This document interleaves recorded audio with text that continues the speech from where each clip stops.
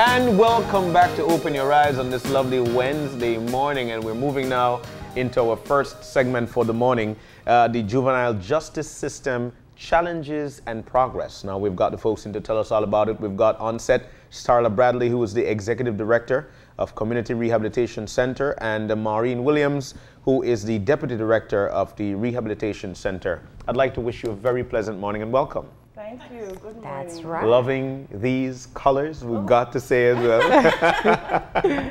So let's jump on into it. You know, there are so many things that happen in our country, and we know when it comes to our juvies, how dear to us they are. It's just naturally that as a parent, you will want to take care of your young ones. And I feel that in a country that we've got today, it has to be that way, that everybody take care of the young, because that's how we continue to skyrocket as a country. So let's get on into the juvenile justice system and the work that is being done as we speak. Okay. Well, thank you very much for having us. The juvenile justice system is a parallel system to the criminal justice system. The criminal justice system deals with adults who come in conflict with the law, and so the juvenile justice deals with children who come in conflict with the law. The age of criminal responsibility in Belize is 12. So when we refer to juvenile justice and the clients that we serve, we are really referring to children between the ages of 12 to 17 years of age. Juvenile justice is very important. I know on your show yesterday you had persons talking about CRC at 30. Yeah. And so under the Convention on the Rights of the Child, children should be protected from all forms of abuse, neglect, exploitation. Yeah. Children who come in conflict with the law are no different. And really and truly, when you consider the backgrounds and circumstances that these children come from, majority of them do come from extremely difficult circumstances. Yeah. They themselves are victims of abuse, neglect, violence, and so trauma. And so these things tend to manifest, and then they end up sometimes on the other side of what we call the child protection system, the juvenile justice system. Yeah. So not because they commit offenses, that doesn't mean that they stop being children. Yeah. Because of their age, their evolving capacities, their development, especially brain development, they cannot be treated the same as adults. Yeah. Right? So the juvenile justice was set up even before, Belize's juvenile justice system was even before the Convention on the Rights of the Child. The Juvenile Offenders Act actually dates back to, I think it's 1936. Oh. Yeah. So all the way back then, Belize as a country recognized that children needed special protection while they interface with the justice system. Right? Let me just interject there, because I wanted to understand fully what you mean by criminal responsibility, because the age of 12 seems a bit young. It is. It was originally 9. What? And I believe about maybe 12, 13 years ago, Belize lobbied, and it was raised to 12. Yeah. Is this international standard? Is this keeping up with the convention? The convention does not necessarily indicate, recommend a specific age, but more older rather than younger. And many countries are moving towards 14, which is something that we would also advocate for. And when you look at the data, you're not really seeing very many 12, 13, or even 14-year-olds committing offenses. It's usually between 15 to 17. Okay. And so I think one of the things that we really have a hard time understanding is what happens when a child comes in conflict with the law. There's certain protection mechanisms that I think the public knows now, like we won't show their name, we won't say the name, we won't show their face, certain details may not be disclosed, and there seems to be a reason for all of this, but we don't really get to explain why to our viewers. So let's talk about what happens if a child commits any offense. What happens when they come in contact with the system? Okay. When a child is detained by the police, usually the police would be the first contact with the juvenile justice system. They commit some type of offense, or allegedly commit some type of offense, and then they're picked up by the police. The police would then try to contact the parent or guardian If the parent or guardian is not available, then a justice of the peace. If there's no justice of the peace available, then they usually would call in one of our social workers, who we call Community Rehabilitation Officers, or CROs. And so they are not to interview children without an adult being present, a parent being present, right? Or the social worker. When they're at the police station, they need to be separated from adults. Yeah. They need to be kept in a separate area from adults. And really the role of the social worker there is just to make sure that the child understands what is happening, to make sure that they are not further violated in any way as they interface with the system. So that's at the police station. So a child can be picked up anywhere without the parent's knowledge. And until they get to the police station, that's when they're allowed to contact, or there's attempt to contact the parent. Yes. Is this a system that works well? It has its flaws. Best practice would dictate that if a child is picked up, that right away you try to find the parent, and then the parent would accompany the child to the police station. That doesn't always happen, for whatever reasons. I mean, if they're close by, then sometimes. And then there are those cases where parents will say to the police officers, "I'm not going." You know, so it's not what we want it to be. Yeah.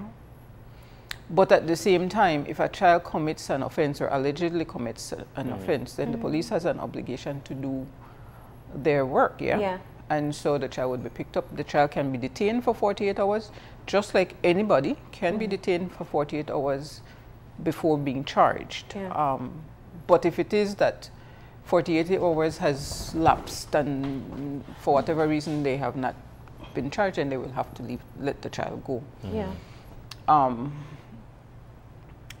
In terms of the practices, it's not consistent across the country. We've found where in the districts, the CROs are much more likely to be called when a child is picked up, even though they may have found the parent. So the child would have the support of the parent and the CRO. But in Belize City, that does not happen very often. Okay. So then the parent is called in, and if not the parent, then the justice of the peace. If not the justice of the peace, a member of your staff would go out and bear witness to what is taking place, what charges and whatnot. Now they go through the court system, the family court system. What accommodations are made for them there? In terms of, well, they would go through the family court system if they're charged with other minors or charged by themselves. Okay. In the case where children are charged with adults, then they're generally taken to the magistrate's court. At the family court, the parents or guardian, the social workers, legal representation, those people are entitled to be in the court with the child. At arraignment, that is where the charge is read to the child by the magistrate, and the magistrate has a responsibility to ensure that the child understands that charge. And then they would take a plea. With the CRO, some magistrates will explain to the child what the plea means. If a guilty plea, if it's not guilty, if you're saying guilty with an explanation, those kinds of things would explain so that the child knows what's going on. And the parent. Once that is done, and then a date is set, we call an adjournment date, is set for them to come back. Oftentimes, they're minor offenses, they would be granted bail. In the case of firearm offense, we know that carries mandatory remand, and the process is the same for the child. Depending on the age of the child, they would probably be sent to Wagner's or to the youth hostel, and then the family, if they have the means to do so, may apply for Supreme Court bail after 10 days. Yeah. Once the adjournment date is set, the child and the family is allowed to leave. The CRO, we always have a social worker at the court. And so they would make contact. In a lot of cases, again in Belize City, that would be the first point of contact for some children, because as we've said before, in Belize City, once a parent is there, then there isn't a legal mandate to call anybody else. So oftentimes that's the first point of contact, and that is where we would get preliminary information, contact information, and those kinds of things. And once that is done, then we would reach out to the family after that. And then the case management pieces come into effect, where yes, you have the court advocacy that the CROs do, but there's also the social work interventions, because juvenile justice, the goal of juvenile justice is really rehabilitation, giving these young persons a second chance and providing them with every opportunity and support to redirect their path. So the focus is definitely on rehabilitation, and the social worker then goes in and does assessments, develops goals with the families, and it's a wide range of issues that can be addressed during that space of time. What we're seeing and what I'm hearing is basically the process of what occurs when a child commits a crime, or it is alleged that that child commits that crime. What I'm also hearing is that there's some kind of a difference how we deal with them here in the city rather than how we deal with them in the districts. Now, for what we've just explained from the Juvenile Justice Department, is this working for us? And would there be things that we would want to see differently? And I normally say, I'm asking this because there are people out there who are saying right now, it's not really working. I don't want to go because this will occur, or I want to go because I don't trust the system. Is this working for us?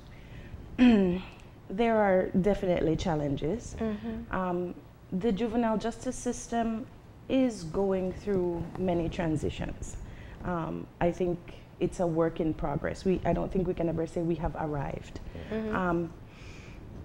In 2014, the government of Belize, it was the first time that they really invested in strengthening the juvenile justice system.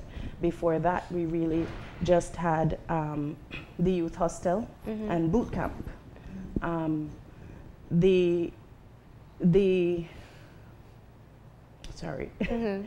We had the hostel and the boot camp, and then in 2014? In 2014, yes, there was this major investment where we knew we had to strengthen the system. We were kind of going around in circles. Now we have evidence-based interventions. We're able to actually develop plans that look at the risk factors and address the risk factors that these children and their families come with. These risk factors are what lead them into this side of the system. So there was a significant investment at that time. We gained many more CROs because the cases, you really need enough staff to be able to give each case the attention that it needs. We actually now have trained counselors, which we didn't have before. We have to deal with the trauma and the therapeutic aspects of rehabilitation, and that was a gap before. We had significant infrastructure, specifically at the youth hostel. I don't know if you saw what it was before, but it was a hodgepodge of little wooden buildings, not fit for purpose. And under this project, we saw investment in those areas. And so while we have made significant strides, there are still gaps. And there are lots of things that happen outside of the youth hostel, for example, that affect what happens inside the institution. So the gaps that exist would require significant investment of staff, and maybe physical infrastructure, if we were to go that route. But there are other parts of the system that if we were to address more seriously, like prevention, community involvement, parental support, then you wouldn't have this side of the system overwhelmed, if you will. And that was, I mean, I really want to talk about prevention, but I wanted to know from you directly just what the system is, how a child ends up in the system in the first place. So we got to talk about the hostel, because I think that is perhaps one of the main topics that people have a lot of questions. We saw the fires, we've heard continuous stories of escapes, and we saw the recent issue with the police interacting with an escapee from hostel. And from your perspective, I want you to share with us why it is that it seems that there are numerous or more frequent issues taking place at this child detention center. Okay.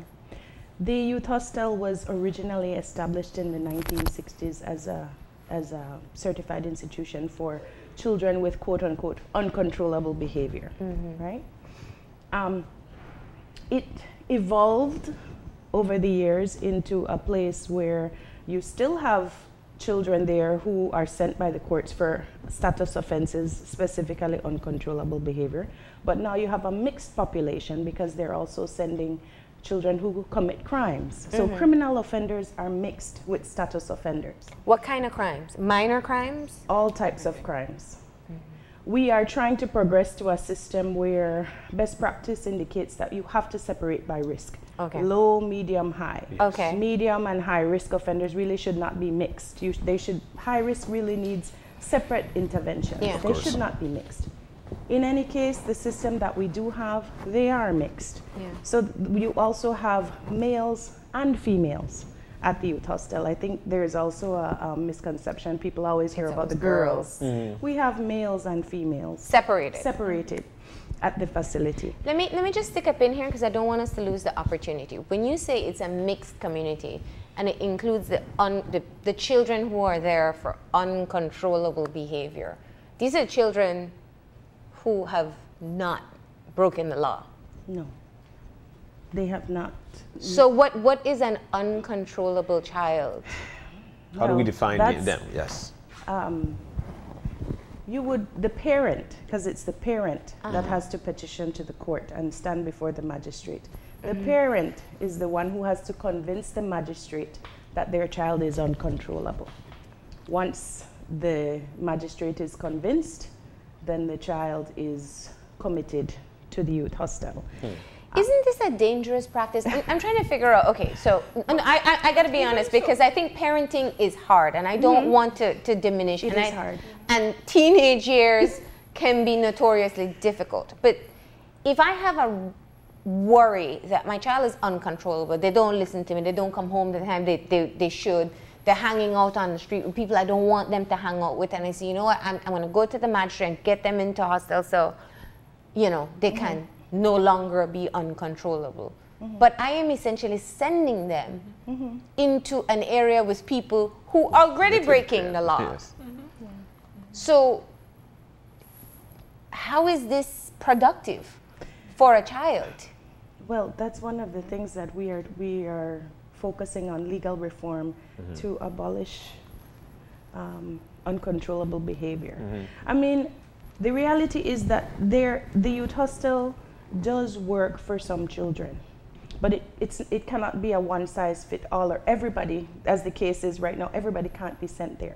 The system has not developed yet to be able to serve all the different subpopulations of this group.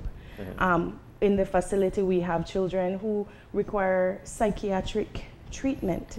They're there, and they're there because there's nowhere else for them to go. The other ministries have not developed that system yet, right? So when I talk about gaps, those are the types of gaps that we have. And so you have all of these mixed populations in one facility, and so it's challenging.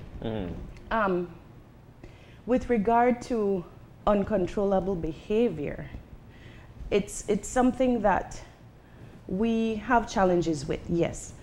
some children do benefit from the programs at the hostel. They come in, they leave. If they're there for a short period of time, and if they get the level of parental support.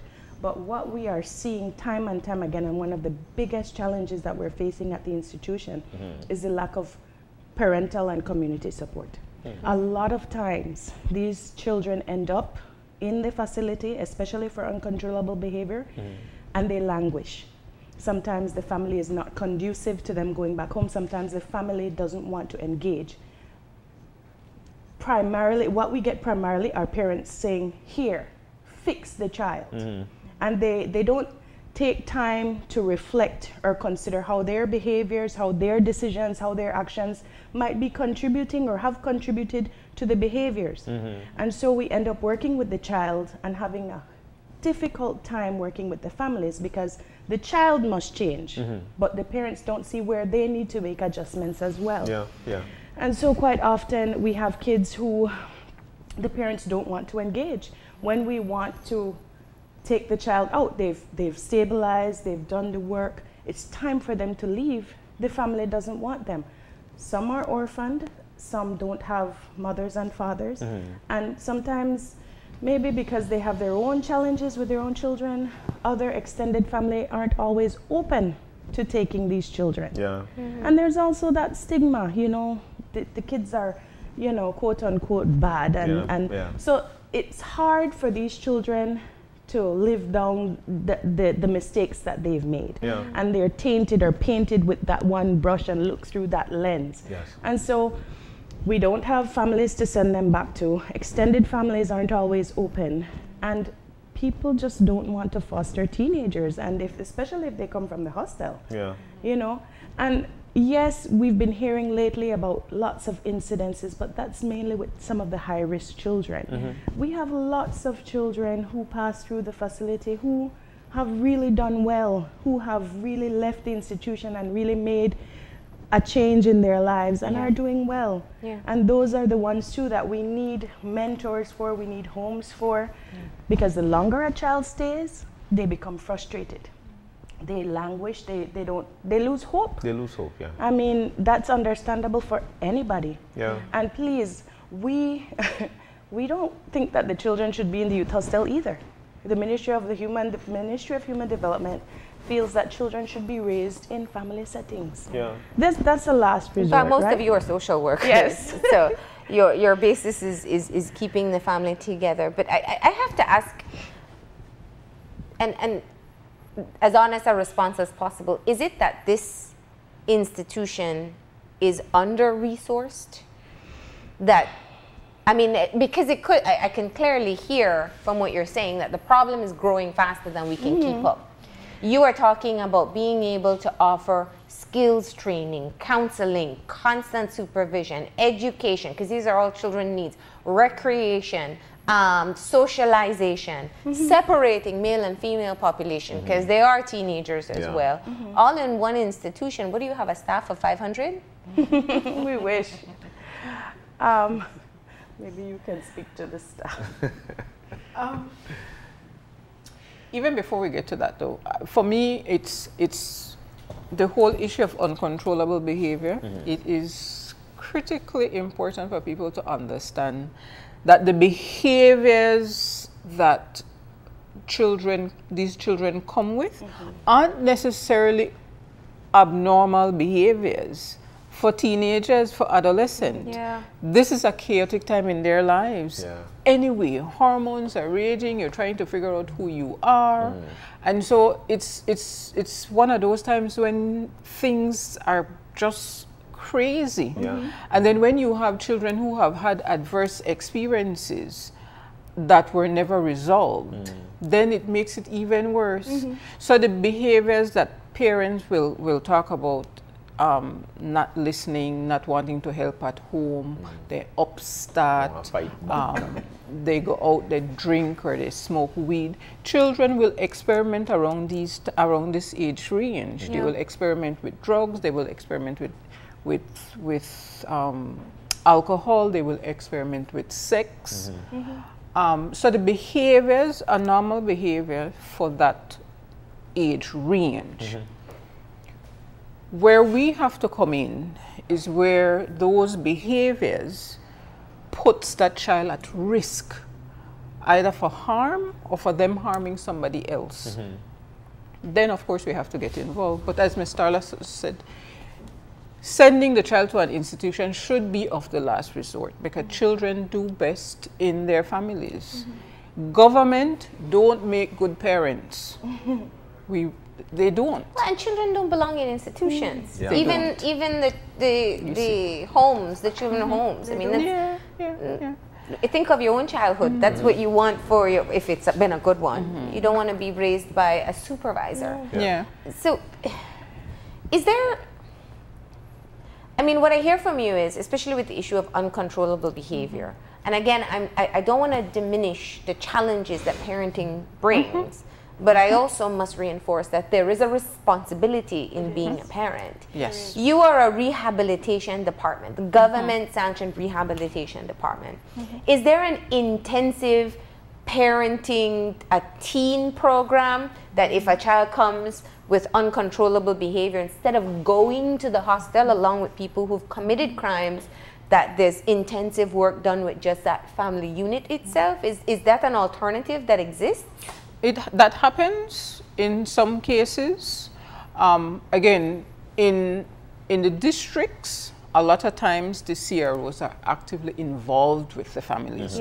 So if somebody would make a referral, whether it's from the school or somebody in the community, or even if the parent had gone to the court to make an application, the magistrate would say, all right, you need to work with community rehab, and then let's see what we're going to get out of that. You know, rather than making that determination to send the child to the youth hostel. But it's voluntary at that point. You know, but that doesn't always happen. Again, in Belize City, in some cases, we do interface with these children, with these voluntary clients. But there have been several cases where the parent would go and make that application, and the child would be committed or remanded to the youth hostel, and that is when we would get involved. For how long? It depends. If it's remanded, there could be several remand for 3 months and then 6 months and then that kind of a thing. Committal, the law says it should be an open, there shouldn't be a time frame. Wait, so remanded, there's a time frame. Yes. Committal means I send you there indefinitely? Yes, and in most cases they will say until you're 18. Can you imagine what that does to a child who is 12 or 13 years old? Yes. You know, no, it doesn't mean that they're going to stay there until they're 18, because if the child does the work, the family does what the family needs to do, then we can make that recommendation for the minister to release the child back to the family. So they don't have to stay there till they're 18. Is this committal only for infractions, or it's also for uncontrollable it's behavior? It's only for uncontrollable. No. Criminal offenses are different. Yes. So it's like a parent handing their child over to the state and say, you raise them till they're 18. Okay. And that is what happens in a lot of cases. This is an eye-opening conversation. I want to respond. And then just in terms of, you are talking about the responsibility.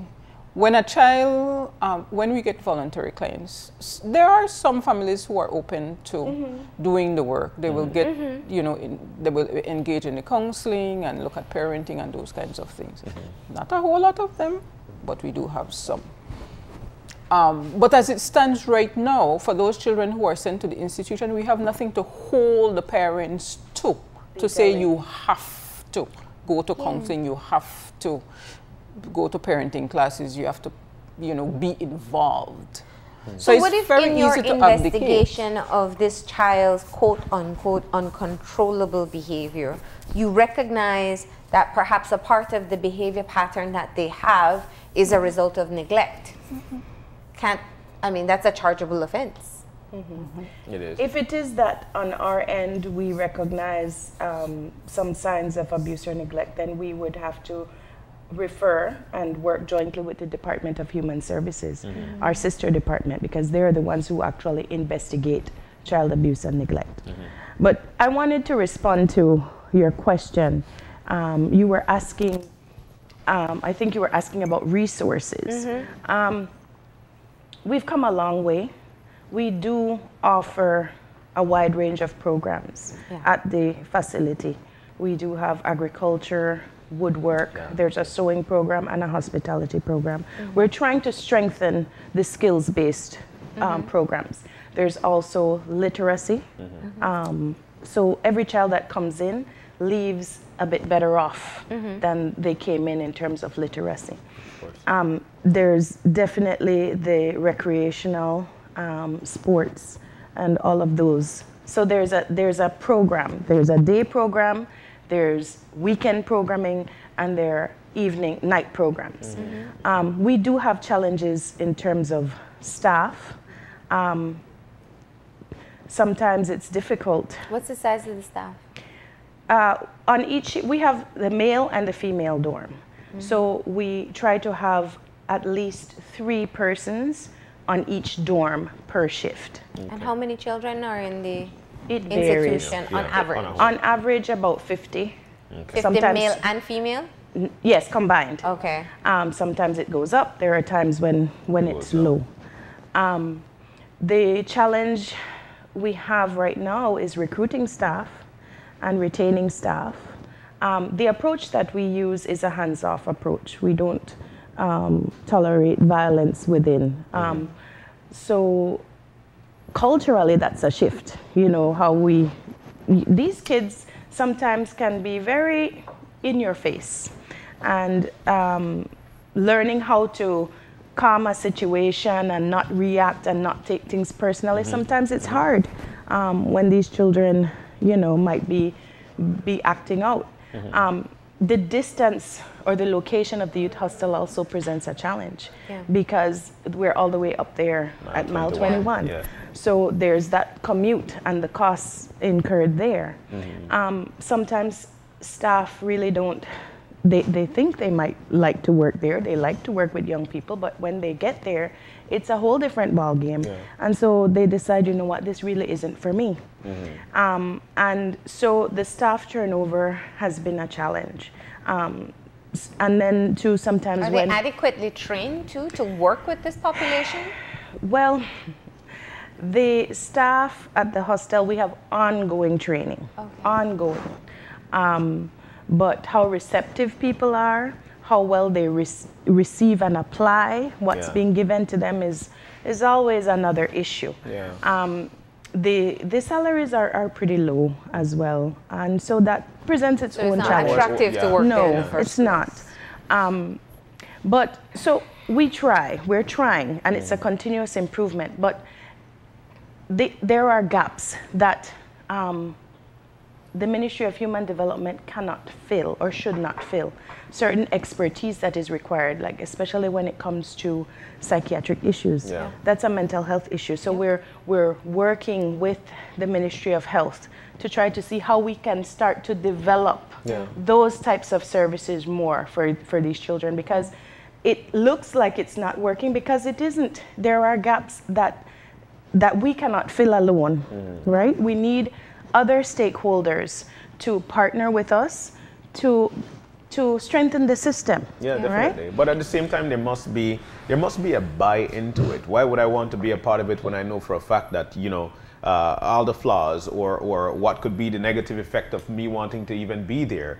You know, so I think that the buying process must be strong. One of the things I wanted to touch on that you spoke about is the fact that there are programs for the children. There are programs, agricultural programs. As a matter of fact, we had Mr. Castillo sitting down with us, talking about programs that they're doing there, sewing. Now, I think this is one of the best buy-ins for the parents. I think that if we're supposed to show what these children are actually capable of doing when it comes to their physical aspect, their mental aspect, and trying to put these things together, parents will want to come out because this is when they see that, you know what, my child is actually making a stride, making a progress. How are we attacking this particular aspect of having to deal with the parent? Probably the child might tell you, you know what, that's not me, that my parents there. But at the same time, they're not coming. What are the conversations there in terms of dealing with the family? Dealing with the family is a constant work in progress. And for example, you're saying the buy-in, showcasing what Show them what the kids can do. What they're able to do, what they're There are capable of family days and open days, but you can count the parents who do come. I think it's culturally too. You'll have parents coming all the way from Punta Gorda to come and see their child and see what their child is doing. But Belize City, which is closest, they're the ones with the least participation. So the dynamics are just very different depending on where they come from, and the engagement is much harder in Belize City. Okay, let me just clarify something here. You said you have an average population of about 50, male and female. Are there more males than females? It varies sometimes, yeah. It used to be. Okay, and now it's... Where we had more males than females. Okay. That But is no no. longer the case. Okay, so they're fairly close in terms of... And sometimes we females- have more females than males. But the So it females varies. more females are there for uncontrollable behavior rather than criminal Well, offenses. that's what I was going to ask next. Yeah. What percentage, if you were to give me an average, of children are there for uncontrollable behavior? And I want to be clear, uncontrollable behavior means this child has not committed any crime. What percentage is there for that reason? Right now, what about 60-40, you would say? Yeah. So the majority are there for uncontrollable behavior. Yeah. Okay. Male and female. What happens is that the males, there's a high risk facility at Yeah. the prison. There's the Wagner's Yes, Youth that's facility. Yeah. So some of the males also go there, Okay. right? Okay. And with our males, we also have unaccompanied minors. These are the children These are children who come across the border Oh. without a parent, sometimes with a other family member. They get charged for an immigration offense, and that And they child know then the child goes to comes. hostel Yes. with people who've committed crimes Right. or being Again, deemed by their parents as uncontrollable. In the absence of any other program or system, that's where we find ourselves right now. So we're just mixing up a lot of children Yeah. with a lot of different vulnerabilities in one location. Well, There's a lot of food for thought here. And you know what we'll do? We'll take a break, we'll regroup, and we'll continue this conversation. We're talking about children who come in conflict with the law and children, the juvenile justice system. We'll take a quick break and we'll be back in a few. Please stay tuned.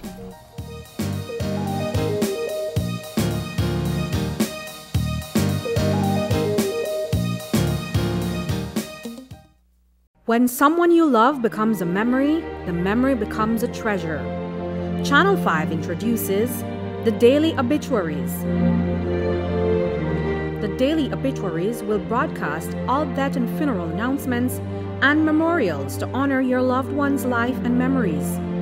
The Daily Obituaries airs on Channel 5 prior to the evening newscast, with subsequent repeats at 10 p.m. and 12 noon the following day.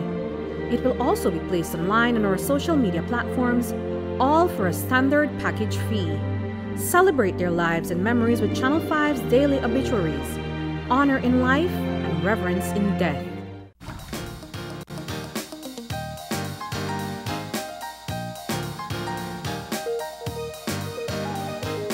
And we are back. And if you're just joining us, we are having a conversation in understanding the challenges and the progress that has been made in our juvenile justice system in Belize. We have with us two representatives of the Community Rehabilitation Department, the Executive Director, Starla Bradley, and the Deputy Director, Maureen Williams. Ladies, you left us on a sobering thought, considering the fact that the population at the hostel is currently a mix of people, of children, to be clear, who've not committed any offense, children who perhaps got caught coming across the border, usually fleeing something in their own country, and also children who have come in contact with the law, all in one institution. This is only part of the work that the Community Rehabilitation Department does. And I think my question is, given the experience that you have with the children that are in the institutions, you have a profile. You kind of know what the indicators are that leads a child into this institution. Can we start there? Because I think we see children in the hostel and we say, oh, you know, there must be bad picnic.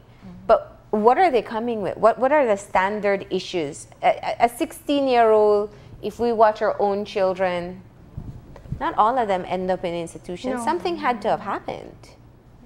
The majority of the children coming into an institution, such as the youth hostel, come with histories of trauma. The girls, a lot of them have been sexually abused, boys as well. They come from homes that experience a lot of domestic violence.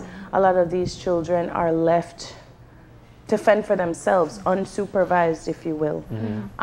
They come from very difficult circumstances. So the family support or the family environment does contribute significantly to the behaviors that end up manifesting during adolescence.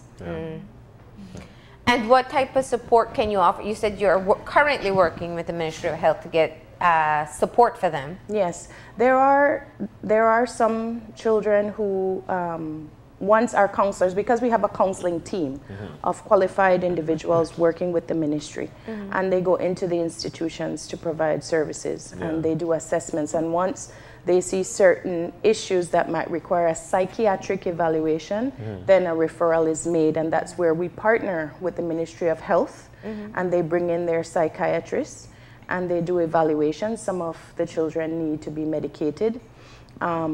We've had instances where we've worked with the court and the Ministry of Health to have children placed in a hospital setting because they need to be stabilized because of mental health issues.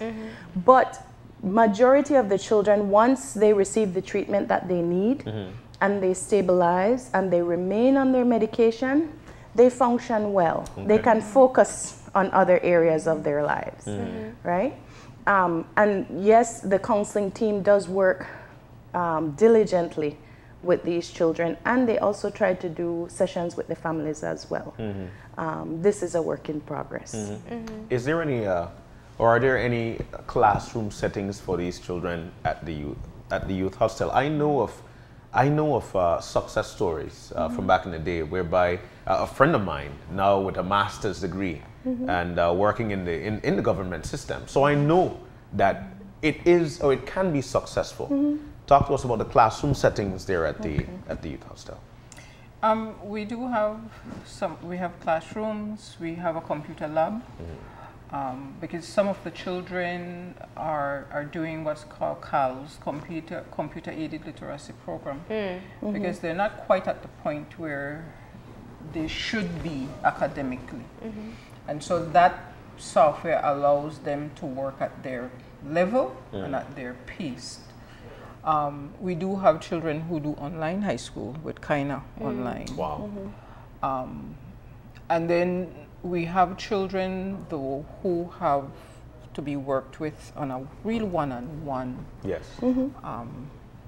Basically, we're struggling in that regard, simply because we don't have the number of teachers that we would require to give them the kind of individualized service that they would need. Because can you think of a child who is 16 years old and cannot write his name, then that child, you have to work with that child on his own, because you have to think about where he is developmentally. You can't put him with somebody else because there is a sense of shame. Yeah, the self-esteem issues alone. So you need one person to do some work with that child. When our population is high, then we don't have the wherewithal to provide the levels of services that each child would need. But as it stands right now, we do have 3 classrooms, actual classroom settings, the computer lab. There is a hospitality building. We share resources with the Belize Youth Challenge program. Yes. So they have a woodwork shop. The children, some of the children from Youth Hostel would go over there to do some of the work. And we do have our agriculture pieces as well. And it's important also to mention that some of the children are integrated into the regular school setting. Okay. So as much as possible, that's the first option. Once the child is behaviorally able enough to attend school in a regular school in Belize City, we send them. So we do have a few. So you will enroll them even if they're not enrolled too? Because sometimes yes, definitely. That's one of the key things, trying to get them back into some type of educational program, whether it's mainstream high school or a skills training program or something technical or vocational. So we do have some residents right now going to high school in Belize City, and they come back to the hostel in the evening and they go back again in the morning. John mentioned, I think, what is a critical point, which is, he spoke of one person that he knew who was a success. How do you measure your success rate of the institution? You don't always see it right away, right? But if we're able to reunify a family or find a child some safe place, whether it's with a host family or even if it's independent living and they're functioning on their own, what we try to do is build resilience, right? Given the realities that they come with and the realities that they, will face in the future, we try to build resilience. So it's seeing that they're not coming in over and over, and even if they do, because some do, until they stabilize, our doors are always open. So what you're saying is the return of a child to the hostel is typical behavior? For some. Yeah, and it depends. I mean, it depends on how they came in the first instance, because sometimes a child would come in for a criminal offense and would be sentenced. Now, ordinarily what would happen, if a child is sentenced, it would be 6 months. And after 6 months, he or she leaves. But we know that that child is not ready and the family is not ready. So oftentimes, all right, it's likely that this one is going to come back and maybe needs to come back for some more work. And sometimes we have where the child will come in and is at a really hard place, but for whatever reason, the parent will decide, I will take my child. And the child is not ready, What type of tracking takes place after a child comes out of hostel? Aftercare should be a minimum of a year. We have to admit that it's weak. It's not quite where it needs to be yet. For several reasons. I think one, the caseloads are high. So what, you hand it over to Human Services and then No, they do it, no, or no, you we have keep your them. own? We continue keep with them. the case. So the CRO follows that child throughout. Sometimes what will happen is that once a child, particularly if it was a criminal offense, once a child leaves, because most of our children don't want to be there. It's rare when you will get a child who will say, send me, Your Honor. Most of them don't want to be there. So when they leave, a lot of times they will say to you, I don't have nothing to do with you. Stay away. It's like I've done my time. Stay away. So you're hoping that we've developed a relationship in such a way that they see the benefit of engaging. Of course. But in terms of, we were talking about success. Success comes in all different forms. And it's not always the ones who will go and will make it big. But you have the ones who, at one point made horrible decisions, very impulsive and whatever. But you get them to the point where they will come in before they make one of the decisions that they would have made before. They can come to you and say, look, this is where I'm at. This is how I'm feeling. And do that consistently. That's success for us. Because that is a child when who they could change very behavior. well have come back into the system or perhaps gone on to prison. Well, I was going to ask that question. Is there any cross-reference data as to how many children went to hostel and then entered the prison system? I don't know that. I'm sure we can track it. Because we do have a database. The ministry has a database system that we use for case management. And so I think we can we can pull the numbers for those kinds of things. It would just be interesting to note, to be able to understand if there is a connection there or what type of connection exists. I think if we get to the point we're talking about progress and we do have these tools that we can use to look at the children who are likely to reoffend. Yeah. If we can get to the point where all the pieces are working together and the way it should, then it is my belief, and I'm speaking as Maureen Williams, social worker, that if we're doing it right, then we shouldn't have a whole lot of those kinds of transitions. Yeah. Because then from the onset, you would have identified those children who are high risk. Yeah. And they would not have been placed at the hostel from the very beginning. Yeah. They would have gone to wherever. Yeah. And also understanding that we've talked about not having enough layers in the system. So we're not saying that everybody who shouldn't be at the hostel should be at Colby. Yeah. Perhaps, well, there needs to be something in between. But if we can identify those kinds of things and put those things in place. Yeah, I heard that very early on. You're talking about categorizing the children based on the risks that are associated instead of having everybody all in one. I don't want to lose the essence of what is happening in this country as well. And there are people watching who've had loved ones murdered by children.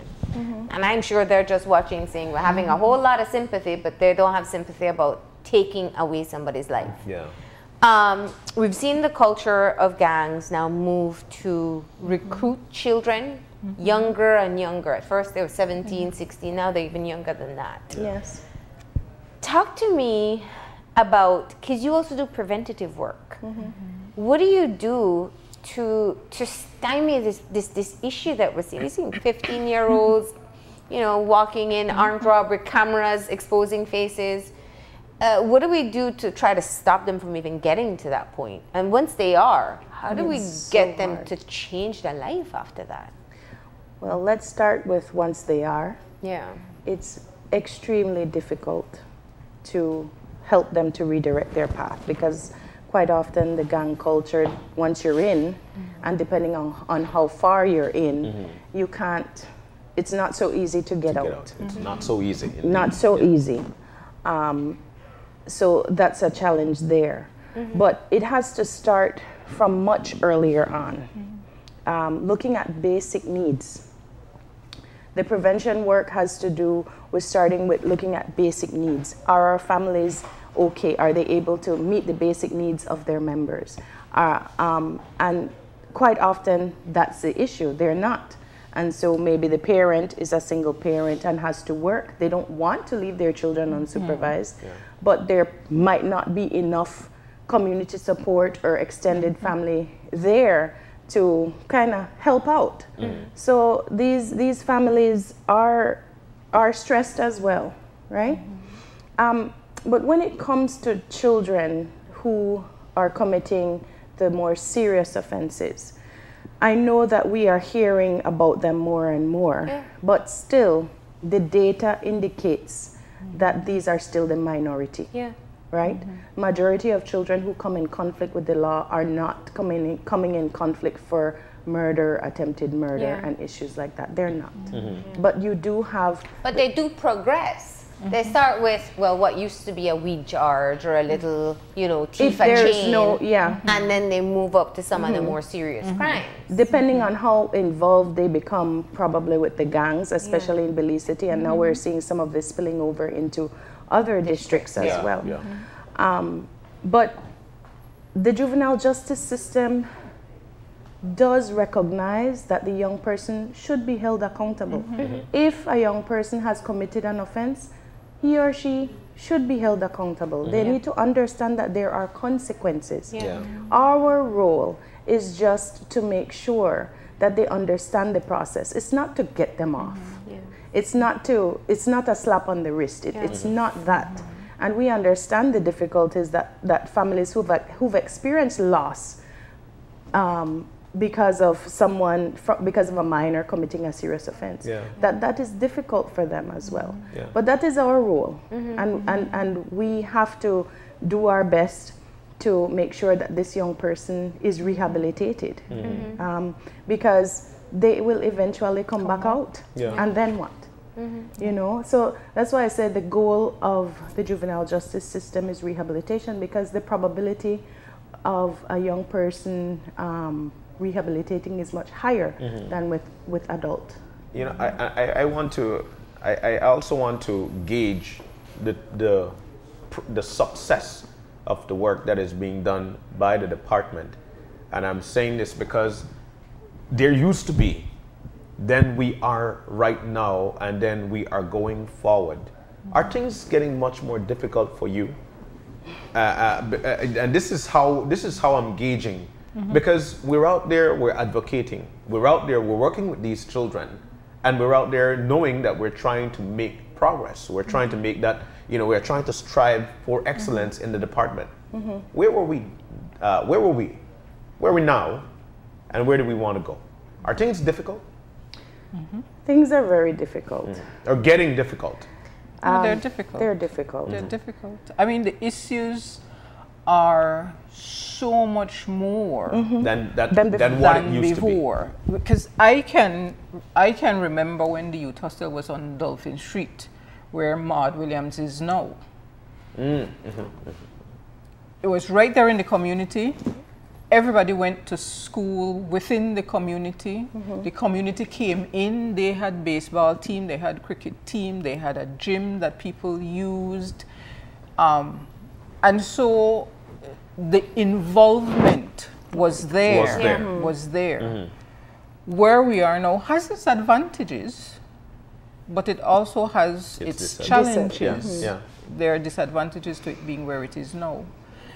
But in terms of the issues that we're facing now, we're finding more children with mental health issues, the children who are gang involved, the children with substance abuse issues. We're just finding so much more, and then less involvement from the community, from parents, from extended family members, from the education system, the healthcare system. So it's harder all around. Wow. It's not to say that we don't keep trying. We have to. We have to keep trying. There isn't a choice. We have to keep trying, because these are our children. And the fact of the matter, whether we want to accept it or not, these children are us. They are a manifestation of what we have become or what we are becoming, whether we like it or not. Right. Because what we are seeing is not human development not doing. It's what we're all not doing. Or we can't do, for whatever the reasons. Families not being able to meet their basic needs, the education system not picking up the children who have learning issues or whatever, the healthcare system not picking up the children with developmental delays early enough, not picking up the children with mental health issues early enough, the amount of trauma that the children have experienced, and not having the pool of technical expertise, enough of them to be able to address these issues. While we have some people in the city, in a lot of the districts, there aren't anybody to be able to help to address these kinds of things. So this isn't just a human development thing, this is a Belize thing. All of us have to be involved. We don't have a magic wand. I've been at this for 30 years. And it's still a work in progress for me. It's never going to change, because we're dealing with people. We're dynamic. Things change. You know, we're no longer where we used to take care of each other. Where it used to be about the community or the village raising the children. You know, that is no longer where we are. Maybe we need to get back to that, but that is no longer where we are. And so we're struggling because we have these myriad of issues. It has to be a systems approach. And the system is only as strong as the weakest. What was that show? The Weakest Link? Yeah, the weakest. Yeah, you know. You know, I think what you said is so powerful, Yeah. and I think I've said many times on the show that we as a society have a hard time looking in the mirror. We do not want to see what is there, and we hear the challenges at hostel, and I think you've really shed some light on what it's like to work in that environment. And I think of resources, but then I also know, having conversation with Human Services, they have more caseload than any social worker should have, and they also need more resources. So really going back to prevention, it has to start in the home, and it has to start in that community itself, that the children don't need human services and don't need to go to hostel. That would be the ideal juvenile justice system, where the focus is on prevention and diversion, and we don't need hostels, and we work ourselves out of a job. You know. But you do have preventative programs. That's what I'm getting at. And that's what we have focused on, the work that you're doing at hostel. The Community Rehabilitation Department has other units as well. Yes, we're much more than the youth hostel. The Community Rehabilitation Department is one of the 3 major departments under the Ministry of Human Development. We do have the Court and Case Management Services unit. That's the unit that has the CROs countrywide. We provide services to hundreds of young people countrywide who are not in institutions. And that unit, we focus heavily on life skills. Sometimes the court would mandate young persons to participate in our SKIES program, which is a specialized life skills program. We also have a new diversion program that we're piloting with the police department and the judiciary, in which the child, for minor offenses, instead of being formally charged, they're redirected into psychosocial support programs. Right? And there's the counseling services unit, where we have the Belize City Community Counseling Center, located on Freetown Road, where anybody in the community who top floor of where Ben is, free counseling services. Counseling services by qualified and professional individuals. And we also try to, we're providing some services in Dangriga, Cayo, Belmopan right now. We have the Conscious Youth Development Program, CYDP, which also comes under this department, and that's the specialized gang unit, and they try to do violence interruption with gang-involved youth. We have, of course, the Youth Hostel, which we spoke at length about, and we also have the Belize Youth Challenge program, which is another residential program, but it's very different from the Youth Hostel. It sits right across the road, but it's very different. It's a voluntary program that integrates psychosocial and social work practices with the discipline coming from the military side, and it's a joint program being implemented by the Ministry of Human Development and the Ministry of National Security. It's a 1-year residential phase, and then a 1-year, a 10-month residential phase, and then a 1-year aftercare. All right, and we're in our 3rd cohort right now. And that's mirroring a program, I think, in the States too, right? The Louisiana Challenge. And they've made, the Louisiana National Guard have recently made, I think it was their 3rd visit. They make several trips to provide support. And they also support us with training. 2 cohorts of our cadre, our soldiers who work directly with the kids, because you cannot use that hard approach. They have participated in trainings in Louisiana to learn how to engage these young persons. And finally, the last unit coming very, very soon, which we're very excited about, is the Hub. You probably know it as the Lake Independence Resource Center on Chatham Street. We are soon to launch, and we're very excited about that. That is what we've wanted for years, and that will be the hub of our prevention work. So that's a whole nother show. I've been seeing the vacancy notices for the hub too. So you're looking for a wide array of people to offer support services. Yes, it's a wide range of. So it'll be a youth center. Youth and family, because we'll also have programs for seniors, for parents. Wow. Yes. It's a lovely building going up there indeed. So ladies, let's close off with some advice. You know, there are parents out there, I think, I've always maintained, I think fundamentally, every parent wants the best for their child. They don't want them in hospital, they don't want them in prison. And even if they're not good at parenting, they still want the best for the children. From your experience and from what you've seen, what do we need to do differently in the community, in the homes, to prevent children coming in conflict with the law? I think a lady I met many years ago gave a colleague and I some posters, and they all had African proverbs. And one of them says, "The ruin of a nation begins in the homes of its people."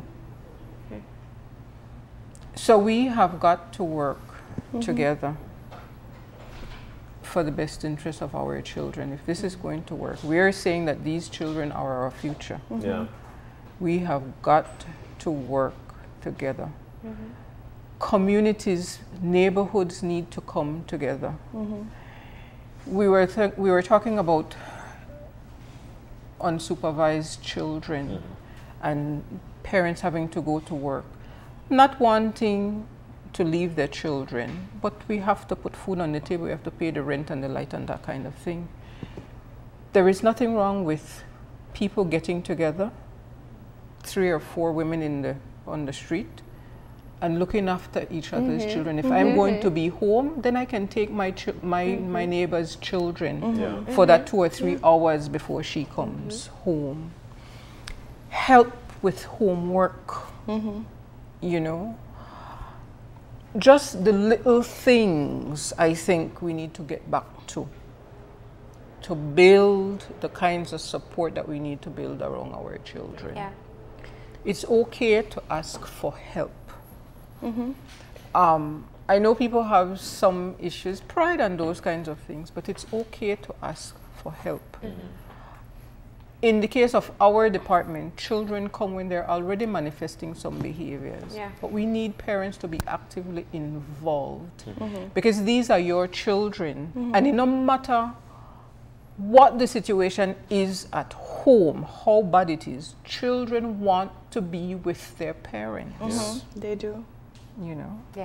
And if we work together, we can make that happen more often than not. And at the community level, we all need to play a part in raising our children and taking care of our children. If the community is more involved, you're strengthening that safety net around these children. There are opportunities for people to come in and mentor. We do need mentors.